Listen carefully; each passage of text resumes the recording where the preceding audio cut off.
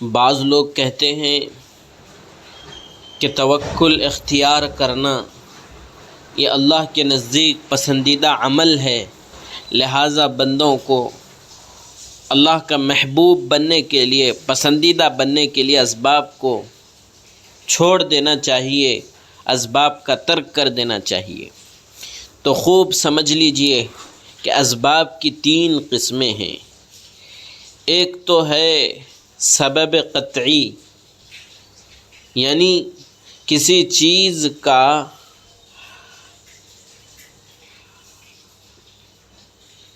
سبب قطعی کسی چیز کا وہ ہے کہ عادتاً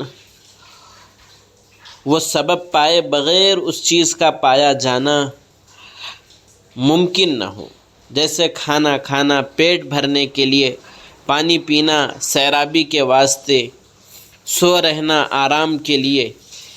یاد رکھیے ان اسباب کو چھوڑنا تو حرام ہے، اگر کوئی چھوڑ دے اور اسی میں مر جائے تو حرام موت مرے گا۔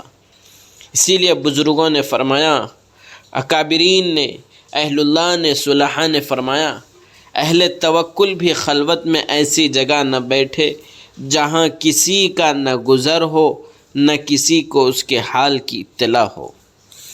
دوسرے اسباب وہمیہ ہیں، وہ یہ ہے کہ مسبب کے ان پر مرتب ہونے کا بہت دور کا احتمال ہو، جیسے کوئی خیال کرے کہ میں وزیر اعظم بن جاؤں گا، میری بہت اولاد ہو جائے گی، بہت زیادہ مال ہو جائے گا، تو میں آدھی دنیا کو خرید لوں گا وغیرہ وغیرہ۔ غرض جہاں جہاں تک ذہن پہنچایا، اسی طرح تجارت میں دور دور کی صورت سوچے اور ان کے اسباب میں مشغول ہو۔ تو یہ اسباب وہمیہ ہیں، ان کو چھوڑنا ضروری ہے۔ ان کے اندر اپنے آپ کو مشغول کر لینا، یہ دنیا میں اپنے آپ کو منہمک کر لینا کہا جاتا ہے، اور ان کو چھوڑنا ضروری ہے۔ تیسرے اسباب ظنیہ کہ وہ مسبب ان پر غالباً مرتب ہو جاتا ہے، کبھی اسباب کے بغیر بھی وہ چیز حاصل ہو جاتی ہے اور کبھی اسباب کے ساتھ بھی حاصل نہیں ہوتی، ان کو اسباب وہمیہ کہا جاتا ہے۔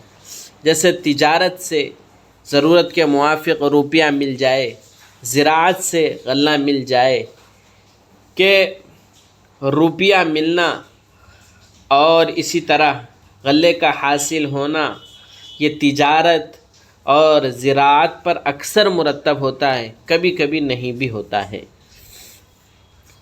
تو ان اسباب کو اختیار کرنا، ان اسباب کو چھوڑ دینا کو اصطلاح کے اندر توکل کہتے ہیں، اور کمزور دل انسان کے لیے ایسے اسباب ظنیہ کو چھوڑنا بھی جائز نہیں ہے۔ مضبوط دل والے کے لیے، اللہ پر بھروسہ کرنے والے کے لیے ان اسباب کو بھی چھوڑنا جائز ہے۔